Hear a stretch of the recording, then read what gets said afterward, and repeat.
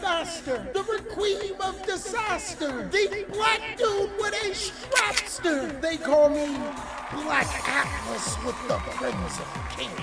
I'm not gonna lie, that was like my best attempt at trying to be British. I think I did a good job. Cheerio. Fuck off you fat useless sack of fucking Yankee danky doodle shite. In today's video, not only will I be giving you the best build with structure deck Crimson King that you can base your list off of, I'm also going to be giving you some insane combos as well as some test hands, as well as more test hands on my Patreon as a special thank you for helping me pay my editors. As always, guys, I hope that your day is going phenomenal. But if it isn't, don't let what happened at the beginning of your day ruin the rest of your day. But let's go ahead and show you how cool this structure deck is. And yes, you can call me Black Atlas for today. Big dog, we never failed to disappoint. I'm actually going to be doing this two different ways. One is I'm going to build a structure deck Crimson King with just 3 structure decks. As you should already know, I'm always looking out for my brokies. This structure deck is actually really fun to play, and I think is really good. The next profile that I'm going to show you is a build that you should aspire your structure deck Crimson King to be based around. You don't have to play the card by card, but I'm giving you some really good reasons to play these particular cards. Mix and match however you like, and let me know down below in the comment section how it goes for you. Let's go ahead and open up the contents of this structure deck really quick. I will say these structure decks are actually about 30% smaller than the other ones, which I think is good. It's a less waste of space, and it doesn't have that plastic container thingy. So props to you, Konami, for saving the planet. The structure deck mat is, you know what? I ain't gonna cap. The structure deck mat is cool. I mean, look at this bad Puckby. Holy God. That Scar Red Dragon Archfiend does look too legit to quit, but I gotta go with my mat. Be sure to pick up your Clash of the Gods mat as well as other TheCaliEffect accessories at TheCaliEffect.com. I can't wait to see what you purchase. But let's go ahead and build this deck with just 3 structure decks. Holy crap. Hey, yo. This is this is cool. Just taking the time to admire the cards. Wow. Konami, they low-key outdid themselves with this structure deck. This is pretty good. Let's get into it. For just the 3 structure decks, there's 3 copies of Soul Resonator, 2 copies of Vision Resonator, 2 copies of Crimson Resonator, 2 copies of Synchron Resonator, and 1 copy of Red Resonator. I personally think that this is the correct ratio of Resonator monsters. You don't want to have too many in your hand for them to be able to clog, but of course you need the Resonator monsters to be able to get your Synchro plays. For my Synchro material cards, I think the best ones available in the structure deck: 3 Wandering King Wild Wind and 3 copies of Bone In, Bone Out Archfiend. They literally should just call them Buffalo Bone Archfiend. Out of the entire structure deck, I think these 6 monsters are perfect because they can summon themselves if you have them in your hand, but you can also bring them out with Soul Resonator. They also have some other great effects to keep you into the game, but just in case those plays get stopped, I play 3 copies of Skater. Hey, yo! Do I say it like I'm British? Skater. Would you mind fucking shutting the fuck up and just fucking concentrate? Holy, my editor's gonna hate me for this. I like a Skater in here because when your plays get stopped, it allows you to summon Fire Ant to go into a synchro play. Feel free to play more copies of Fire Ant if you don't like the one. I decided to go with 3 Battle Flater just in case your opponent puts you in a bind and you need an extra turn. This card can be really good in clutch situations. For the spells, I play 3 copies of Pot of Greed, my fault, Pot of Extravagance, I don't even know what Pot of Greed does, 3 Resonator Call, and 3 Crimson Guide. What I like about this structure deck is that it gives you the tools to be as consistent as possible, but they also could have reprinted Pot of Prosperity. That would have helped. There's 1 copy of Resonator Engine and 1 copy of Resonator Command.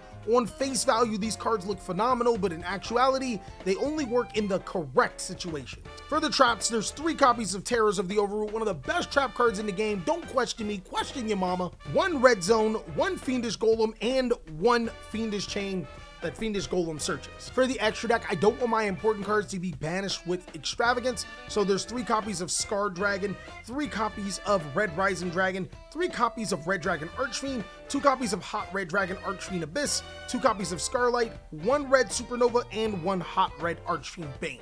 And one other thing that I would play is as many copies as possible of the Raven Wing sleeves that you guys can get from TheCaliEffect.com. I'm telling you, they're phenomenal, because our turbo deck is going to be sleeved up.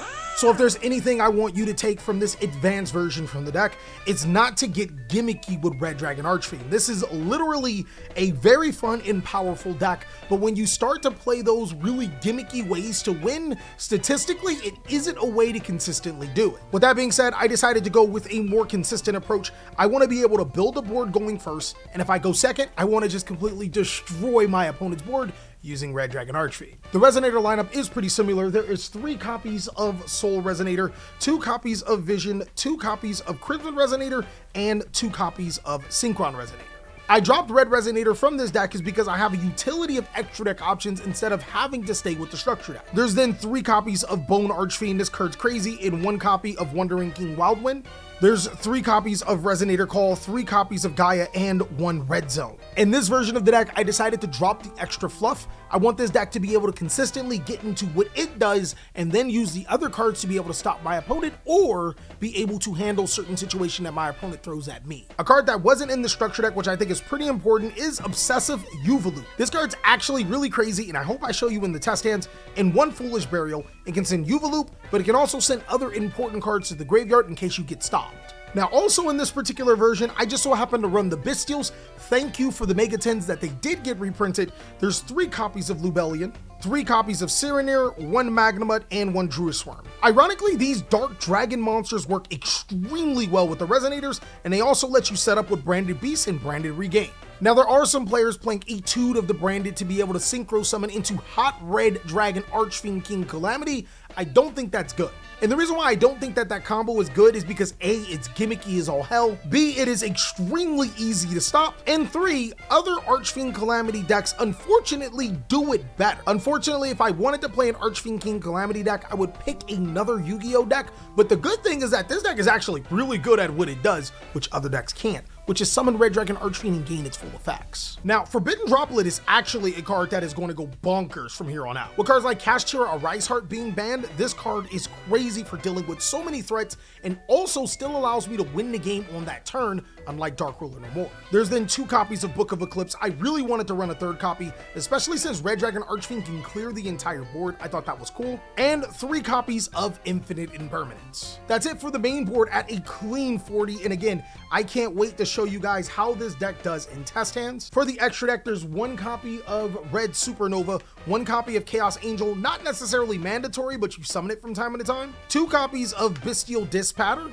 This card's actually good. It's really, really good for the deck. 1 Hot Red Dragon Archfiend Bane, 1 Hot Red Dragon Archfiend Abyss, 2 Scarred Red Dragon Archfiend, 1 Red Dragon Archfiend, and 1 Scarlet Red Dragon Archfiend, 1 Draco Berserker, 1 Void Ogre, 1 QE Belt, the Blade Dragon. This is really, really good. And 2 copies of Red Rising Dragon. That's it for the main board and the extra deck of both Yu-Gi-Oh decks. Now is to show you how powerful this deck is in action. All right, big dog, in this test hand, I can't wait to show you some awesome combos for the Resonator deck, as well as how the deck plays. Of course, if you guys are a part of the Patreon gang, I'll be uploading some additional test hands as a special thank you for helping me pay my editors. Let's go ahead and jump on in. I gotta say, these sleeves, holy, they shuffle nice. Let's go ahead and see our first hand. It's going to be a Bestial Lubellion, a Crimson Resonator, a Bestial Druisworm, a Bestial Cyranir, and a Synchron Resonator. This hand is really interesting is because it showcases how powerful the Bestial monsters are and how powerful Resonators work well with the Bestials. I'm going to go ahead and start off by activating my Bestial Lubellion. I'm going to use this effect to fetch a Bestial Magnemite, and then since I control no monsters, I can actually special summon Red Resonator and then banish the Bestial Lubellion to be able to special summon Bestial Cyranir. I'll then synchro summon with both my Bestial Cyranir and my Crimson Resonator. I'm going to go ahead and make my Scarred Dragon Archfiend, triggering the effect of my Bestial Cyranir to be able to send another Bestial Lubellion from my deck to my graveyard. Now, because I control a Synchro monster, I can special summon my Synchron Resonator and synchro summon again. We'll use both of these monsters into our Hot Red Dragon Archfiend Abyss and trigger both the effect of Synchron Resonator, add Crimson Resonator to my hand, and Scarred Red Dragon Archfiend to be able to summon Red Dragon Archfiend and treat it as a synchro summon. And the combos actually don't even stop here. I can normal summon my Crimson Resonator and synchro summon with my Red Dragon Archfiend and my Crimson Resonator into my Bestial Disc Pattern. I can then activate my Bestial Magnemite, targeting my Crimson Resonator, banishing it, using its effect to get a dragon on in phase, and then using my Disc Pattern to special summon my Crimson Resonator and Synchro Summon again. Now you got two options. If you're feeling really cool, you can make the Void Ogre Dragon, but keep in mind you will have one card in your hand at the end of Bestial Magnemite, so choose wisely. Or you can summon the Draco Berserker of Tingy since you're not locked into anything.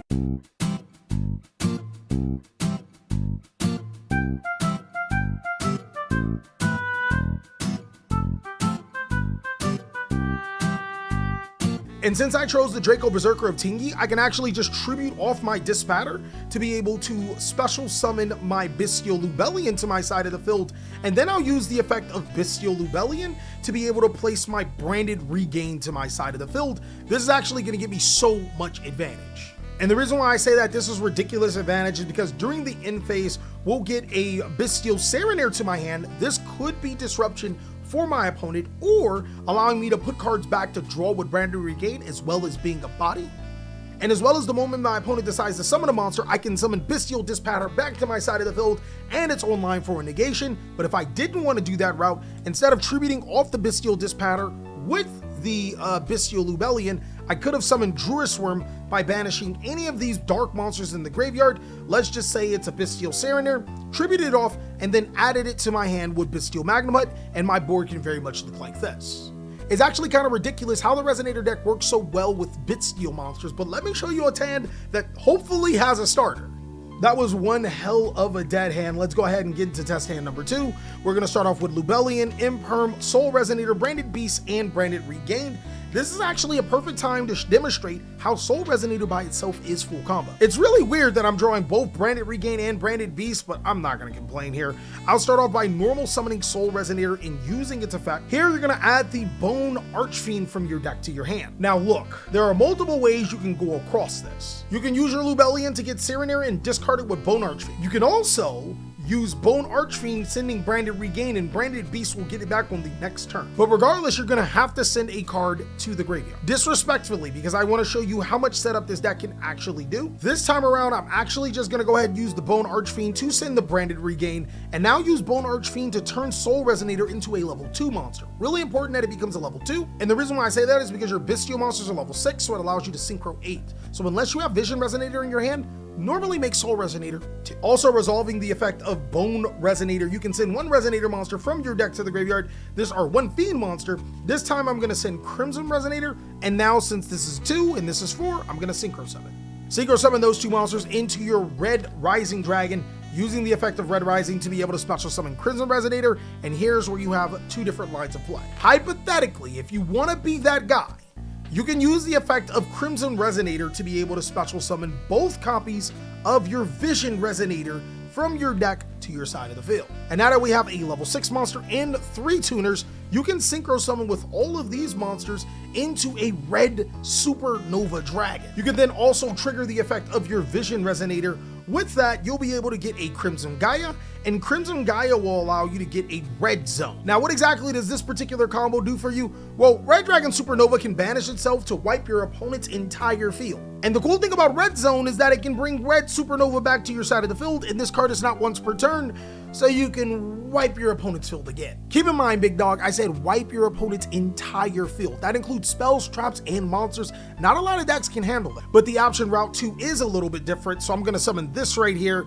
and this right here, and instead of summoning Red Supernova, I'm actually going to use Crimson Resonator to summon a Vision Resonator, but also, instead of summoning the last monster, summon a Synchron Resonator. From here, you can use the Vision Resonator and the Red Rising into your scarred Red Dragon Archfiend, triggering the effect of your Vision Resonator to add Crimson Gaia. And then you can use your scarred Red and your Crimson Resonator for another Synchro Summon into your Bestial Disc Pattern.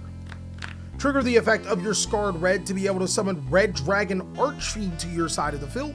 And then Synchro Summon with your Synchron Resonator and your Red Dragon Archfiend right into your Hot Red. From here, you can use the effect of Synchron Resonator to add any Resonator monster back from your graveyard to your hand. In this situation, don't get me wrong, Vision Resonator is nice, but I think Soul Resonator is going to be great to restart the board. And then you're going to activate your Crimson Gaia. You can use that effect to be able to get your Red Zone to your side of the field. Now that would be the normal basic Yu-Gi-Oh combo, but I have other cards in hand to actually play with. In this particular situation, I can use Bestial Lubellion, add Bestial Magnamut, activate the Bestial Magnamut, banishing my Red Dragon Archfiend this time around. You're gonna see a method to my madness. Oh, if you are going about this route, you wanna keep Soul Resonator in your graveyard and Vision Resonator in your hand. Special summon Vision Resonator because you never did it before, and synchro summon with these 2 cards into a Void Ogre Dragon, and then use the effect of Bestial Dispatter to special summon your Red Dragon Archfiend, set 2 cards, end of your turn, will resolve the effect of your Bestial Magnamut. We will add from the deck to the hand that Bestial Druisworm. So in this particular situation, our opponent is in a pick. Once we summon Bestial Druisworm, our Void Ogre Dragon is live. But first, I actually have to resolve something really important. Red Dragon Archfiend destroys monsters in defense position that did not attack. Now you'd probably be thinking, Cali, what'd you do? You rode your board. This card, banish it to protect your board and turn your Bestial Dispatter live. Or you can also just leave them in attack position and you have a Druisworm to summon and you can keep your Soul Resonant. But this particular situation is kind of crazy, guys. As you can see, Branded Beast, you have Crimson Gaia, Red Zone, a Bestial Druisworm. You'll also be able to get your Branded Regain back, and you have follow-up. You actually have some really good follow-up through your cards and your next turns. I'll show you guys exactly one more test hand because we are running on time here, and I think this one's gonna be really beneficial. Hopefully I get, well, really all I need is Soul Resonator plus an additional card in hand, like the spell card to search, or maybe even a Crimson Resonator or a Yuva Loop, and that'll show you the third and final basic combo that you need to know about this deck. So let's go ahead and draw. We're gonna open Crimson Gaia, Book of Eclipse, Bestial Serenaire, Forbidden Droplet, and Wandering King. This is still full combo because we have the Crimson Gaia. That allows us to do the exact same thing. I'm just gonna go ahead and cheat a Resonator call into my hand so I can show you this last piece of information that's really important. And this very last combo, I'm gonna activate Crimson Gaia, guys. I am going to add the Soul Resonator, summon it, use its effect to add Bone Archfiend.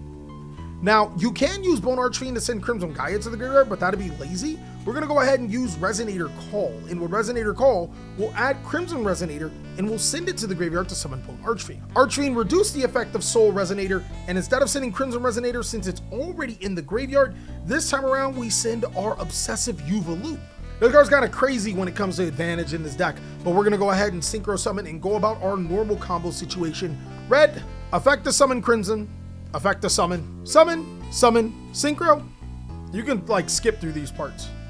So this actually may look more or less like the same combo, but the important thing is Obsessive Yuva Loop. Remember how I had to do a whole bunch of crazy stuff in order to make my Bestial Dispatter live? Well, this time around, I don't. I can use the effect of Obsessive Yuva Loop here. I'll banish the Red Dragon Archfiend to be able to add the Obsessive Yuva Loop to my hand. And now Bestial Dispatter can special summon Red Dragon Archfiend. I can then special summon Obsessive Yuva Loop by banishing my Scarred Red Dragon Archfiend. And then towards the end of my turn, I can set this, and protect at the end phase with Soul Resonator. There's actually a couple of options here. So the biggest thing that I want to show you right here is that not only can I have a disruption with Bestial Dispatter, I can also use Red Zone to special summon Scarred Red Dragon Archfiend to my side of the field and make my Crimson Gaia and Red Zone a little bit more potent. The next thing I want to show you is that how powerful and dominant this deck can be, even when you do draw multiple copies of cards that you don't want to see. It actually can effectively make your board even more powerful, even more potent. And it works so well with the Crimson King structure deck. All I gotta say is that I might just be the master of faster for putting this deck together and making it a disaster. Jack Atlas was one of my favorite Yu-Gi-Oh characters of all time.